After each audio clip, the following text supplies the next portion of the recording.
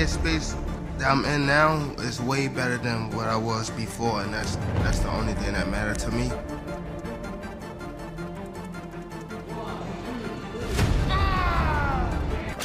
You know, he's so economical.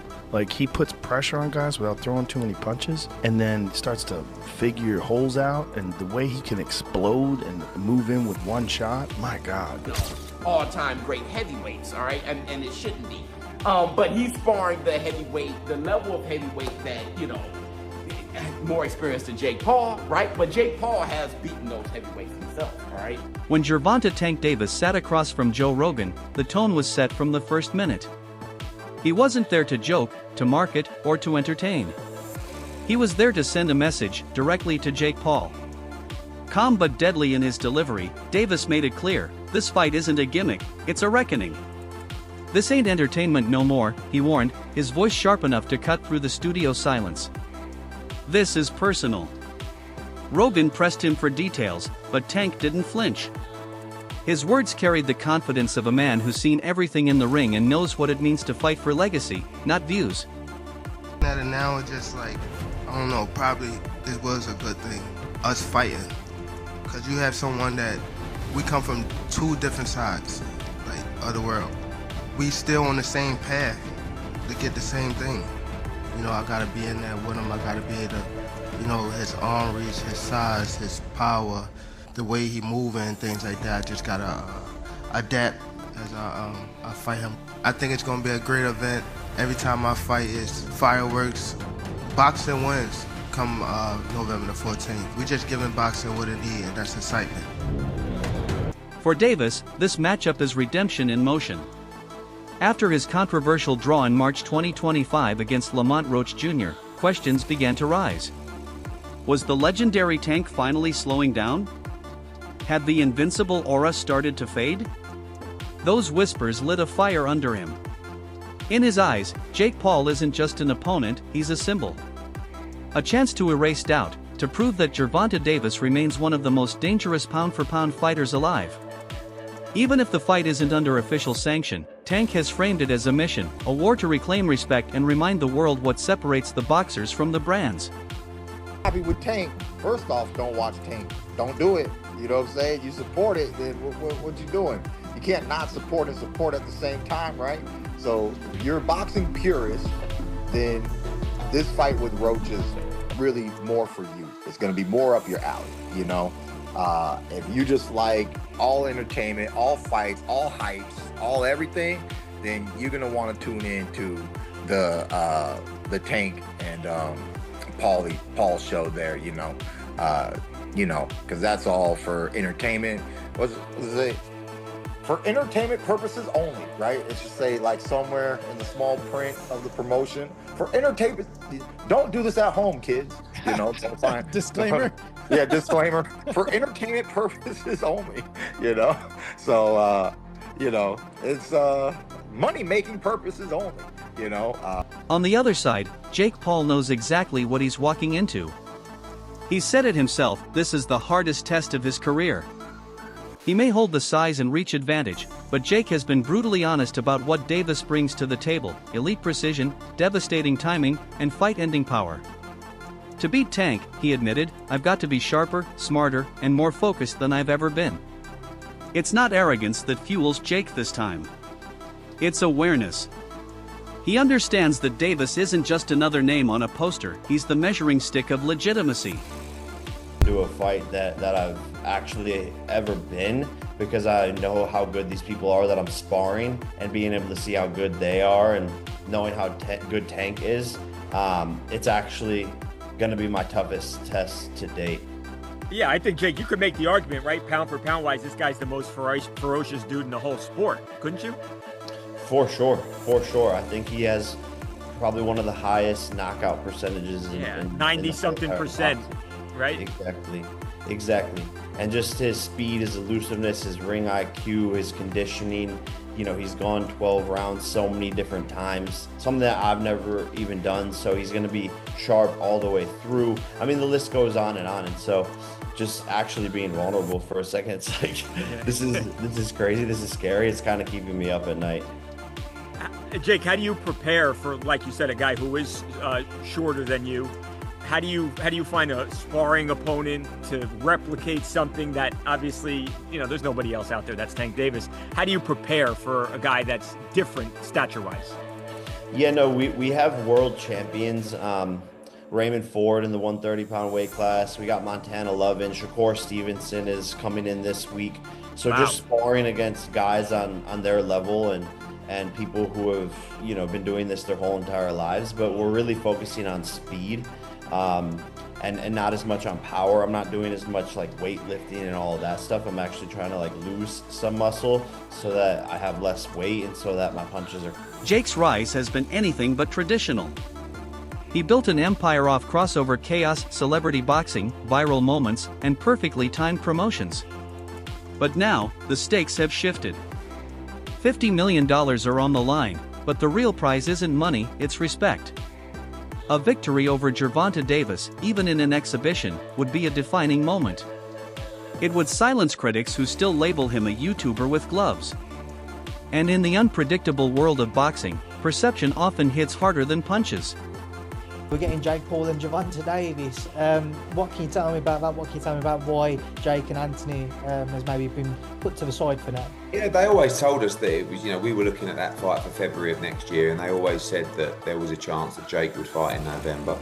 I think, wasn't I the one that broke Jake Paul against Gervonta Davis 6 months ago or something? I knew that they'd agree that deal. I didn't know they were about to announce it then.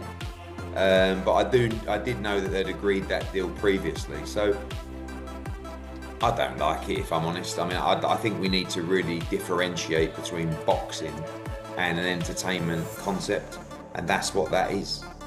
It's a freak show, it's entertainment, it's a lightweight fighting a cruiserweight, you know, with, I don't know, is it bigger gloves and certain minutes per round. I don't know what it is, but you know, I understand the market and I understand this freak show shock kind of the world mentality of people potentially tuning in. Is that a step too far? Maybe. I mean, I hated Jake Paul against Mike Tyson, but it did massive numbers. I hate Jake Paul against Gervonta Davis. It'll probably do massive numbers. So that's when you really have to differentiate yourself between, just because you don't like it doesn't mean it isn't going to do good business. Now, whether you want to be involved with it is another kettle of fish. I don't want to be involved with it, but I do respect the fact that it's going to do big numbers. To everyone's surprise, Jake Paul has added Shakur Stevenson to his training camp, a move that sent shockwaves through the boxing community. Stevenson, a 3-division world champion known for his flawless defense and surgical technique, will spar with Jake, pushing him to rely less on brute strength and more on timing, patience, and precision. This collaboration changed everything. Jake isn't just training to survive, he's preparing to box. And by bringing in one of the sport's smartest fighters, he's signaling that he's serious about outthinking Tank, not just outpunching him. Sparring, you know, we got some great guys coming in, some really experienced southpaws that are smaller. I think Montana Love is coming in. Shakur Stevenson wants to come in. Jermaine Ortiz. We're gonna hit up Erickson, Lubin, some of these guys. So we're just gonna bring in a plethora of fighters that are fast, quick. Inside the Davis camp, however, not everything has been smooth. Tank's trainer voiced concerns about the 12-ounce gloves, a heavier setup than most high-stakes bouts, and about the fight's exhibition label. With the weight difference favoring Jake, some felt the terms were skewed. If this were a real fight, one insider said, those gloves would be smaller, and the outcome wouldn't be pretty. Still, the deal was sealed, 10 rounds, 3 minutes each, both fighters wearing 12-ounce gloves. The show and the storm would go on. Paul versus Tank fight is getting really weird. Gervonta looks scared for his life because the rules are out. They're crazy. Oh, so everyone thought that the fight was at 190. Instead it's at 195, and this weight difference is scaring the life out of little Tank. Over 10 3-minute rounds. I said 190. The next dispute comes with the gloves. Little Tank is used to fighting in 8-ounce gloves. Baby glove. This fight will be in 12. Hands might be too small. Also, Tank just fought in a 12 3-minute round fight against Roach. Yes, and now he's fighting in 10 3-minute rounds, which isn't too bad. Well done, Jake. Exhibition though, can he win? Yes, he can actually win. It will be overlooked by 3 sanctioned judges. So you can actually still win and knock him out. But here's the trick. It's body punches only. And there's a reason. That's because Tank said, look, this is a bit unfair. I don't want to punch up. I want to punch at my head height. Where does it fall? At Jake Paul's belly. Oof. So apparently we've heard there's no knockdown rules, but aside from that, it's a pretty well-rounded fight. Oh yeah, and there's some drug testing involved. But Jake Paul for the win. My only concern is, you know, the gloves. You understand what I'm saying? Because we don't fight in 12-ounce gloves. We don't use 12-ounce gloves. That's training gloves, you know what I'm saying? I'm like, that's 2 pounds away from Jake. He fights in 10s. Tank fighting 8s, so he losing 4 ounces. So my thing is, I said, put Tank in 8s, put him in 10s. That makes the fight more interesting. You know what I'm saying? And we'll go from there because I understand. And I brought that question up to one of his handlers. They was, no, we don't want to do no mismatch. It's supposed to be an expedition. What, you know, now y'all want the wins and the loss. You know what I'm saying? All these prescriptions, but you want to be great. Being great is really pushing the envelope. You know what I'm saying?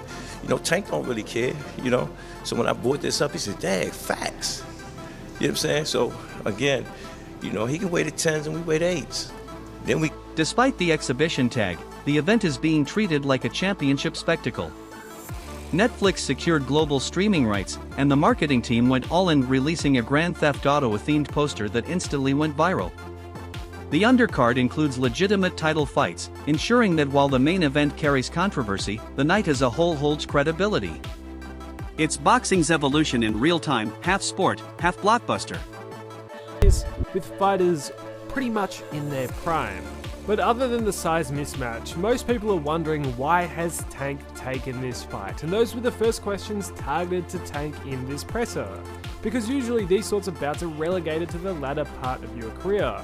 And for most Gervonta Davis supporters, they thought they would get the big fights next, the Shakurs. They didn't think he would be fighting Jake Paul. Although Tank tried to push it off as fans should just be happy watching the sport and hey, haters will be haters, I think that's quite unfair to the people who have been loyal supporters of him and honestly have paid his bills. He tried to compare the level of criticism he gets to the likes of Mayweather, but the difference is with his mentor Floyd, he really did fight a lot of champs in their prime. Has Tank? Well, not really. The most notable fight he's recently had that the people actually wanted was the Ryan Garcia fight, and the only reason he took that fight was because everything was on his terms. And other than the Ryan fight over the last couple years, it's either been people who aren't in his weight division, which he's pulling up, or fighters ranked in the lower half of the top 10 lightweight list. The fights people have truly wanted to see just have never materialized, and simply that's why people criticize him. If the likes of Crawford never fought Spence or Usyk never fought Fury or Joshua, they would have caught the same level of flack. The reason why fighters like them are applauded is because generally they take on whatever challenge is in front of them. Tank instead, his whole career has bobbed and weaved around the most significant challenges that the people actually want to see, unless he has ever. For Gervonta Davis, this is personal on another level. He sees Jake Paul as the face of a trend that cheapens the sport he's sacrificed his life for, a symbol of hype overshadowing hard work. Let's see what happens when a real fighter steps in there with him, Tank said in training camp. This is his opportunity to pull back the curtain and show how far talent and toughness still outshine social media momentum. For Jake, the motivation is different: legacy through disruption. He's never been shy about it. Win or lose, he'll walk away with a record-breaking payday rumored around $50 million and another chapter in his ongoing mission to break boxing's old rules. I'm gonna ask, what are you making for the fight? You're pocket watching? A little bit here. Like, what do you think? 50 to 100 mil. You're closer on the first number. That's so crazy. People are saying, people are like 200 minutes. It's just like, no. Boxing's not like that anymore. Former world champion Sean Porter offered perhaps the most balanced take. He explained that many pros accept Jake's fights for the payday, not the challenge. They respect his money moves, Porter said, but not his boxing. Jake has mastered the art of turning his name into a business, but true respect, Porter insists, can't be bought, it has to be earned in blood and sweat against real champions. This fight, then, isn't just about two men. It's a reflection of the sport itself, one man fighting for validation, the other fighting to protect boxing's soul. I like, when it's all said and done and when you guys go off they going to the next man. So if y'all can make a big payday, go get that payday. The sport of boxing don't love you. And that's the problem with this sport. It's like what Jake Paul did, man, it's crazy, but people getting paid off of it. Yeah. So if he can call any one of y'all out and y'all can get that payday, I say go get it, baby. I'm not mad at it. For me, and I'm not mad at this move at all for Tank Davis, but I think when it comes to boxing fans, there's an essence that comes with this sport, and it's an essence that hasn't been lost, unlike other sports.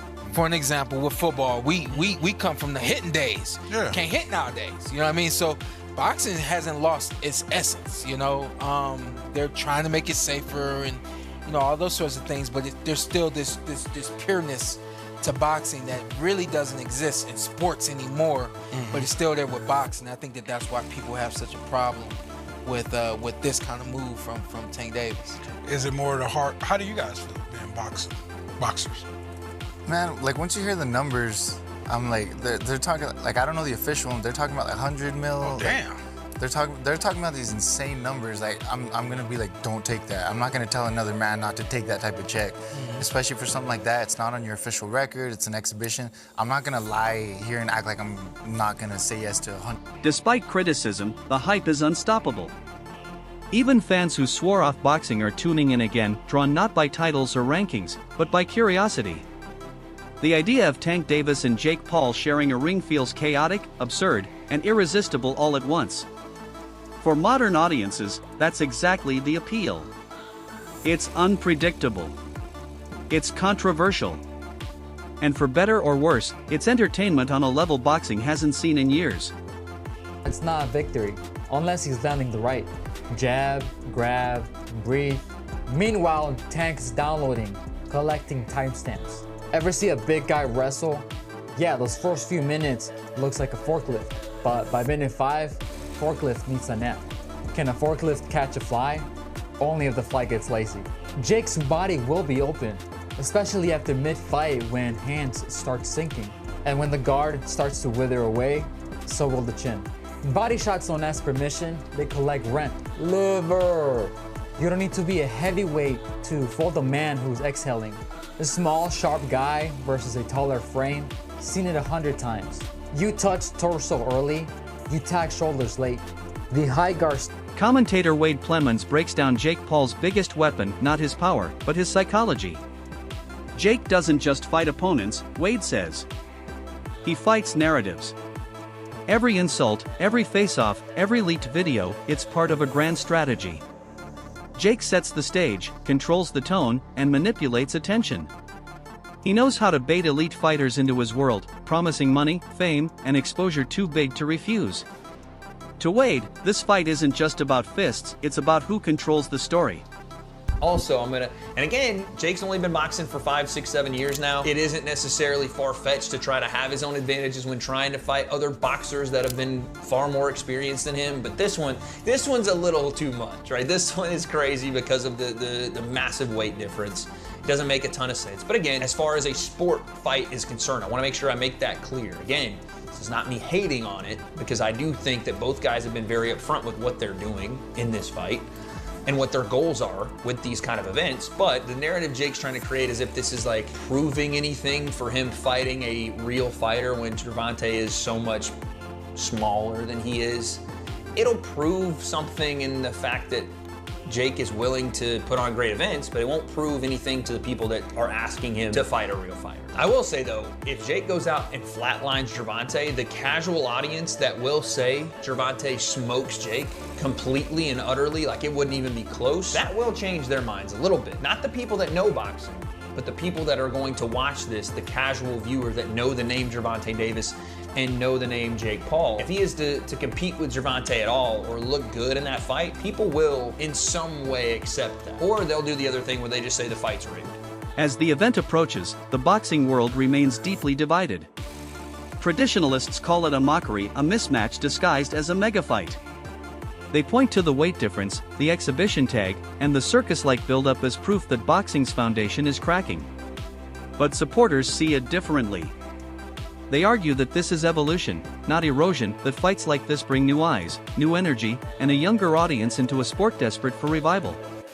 To some, Tank vs. Jake represents two eras colliding, the old world of discipline and mastery versus the new world of influence and showmanship. And the outcome may define which future boxing embraces. And number 3, the retirement. I mean, the backlash is just what people do nowadays. That's just, you give somebody a keyboard, you give them a phone, and they able to hide their face. Yeah, they gonna have a field day. The backlash I get, I understand. What'd you say, number 2, not fight Shakur? Yeah, he's saying he'll never fight Shakur. That he ain't gonna do him no favors. That he ain't gonna help him make no money because Shakur broke or something like that. Something along those lines. Yeah, I don't get all that. That's, you know what I mean? That's against the game. Like, you know what I mean? You at least owe that fight for the game. You know what I mean? You owe the rematch to Lamont for the game. But you owe Shakur for the game just because of the 2 style matchups. You know what I mean? But if he feel like he don't gotta fight him, guess what? We can't sit here and just go crazy about it. But it is kind of crazy. That is kind of corny. You know what I'm saying? If he not gonna fight Shakur, and if he's standing on it like, I'm not ever gonna fight you, I'm not doing you no favors. All right. But then again, you know what? I don't know what them guys got going on. I don't know what they've been through personally. You know what I'm saying? But would I love to see that fight? Hell yeah, I would love to see that fight. And then number 3, you said what? You said retirement. The retirement. Oh, boxing. Boxing. They're around. They're around. It's always bells around. It's on you. It's on you. I'm chilling. You all right? Yeah, get with me. I know. How you feel? Darshan boy, that's my man. The retirement is like he done a lot in his career, right? The implications are enormous. If Jake Paul somehow wins, the floodgates open. Influencer versus pro matchups could become the new normal, reshaping boxing into a hybrid of combat and entertainment. But if Gervonta Davis dominates, it would be a thunderous reminder that skill, timing, and experience still matter, that real fighters still rule the ring. This isn't just about. It's a statement about what boxing truly is, and what it's becoming. Will it stay grounded in craft and legacy, or evolve into a spectacle where fame outweighs fundamentals? The algorithm loves it, and both will watch. It's not just who wins, it's what wins. Will the entertainment value or the ring IQ come out on top? Because if Tank dominates, the meme dies. Jake Paul survives or hits it big, we see new rules are going to be written in real time.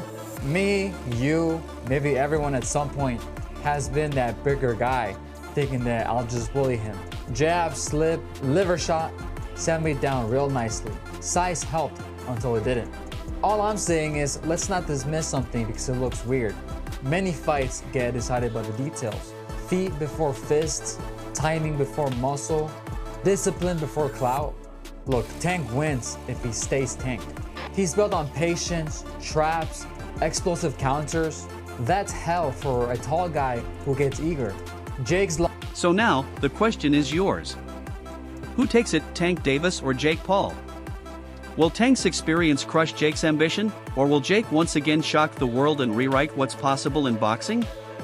Drop your predictions in the comments, because one thing is certain: when that first bell rings, this won't just be another fight.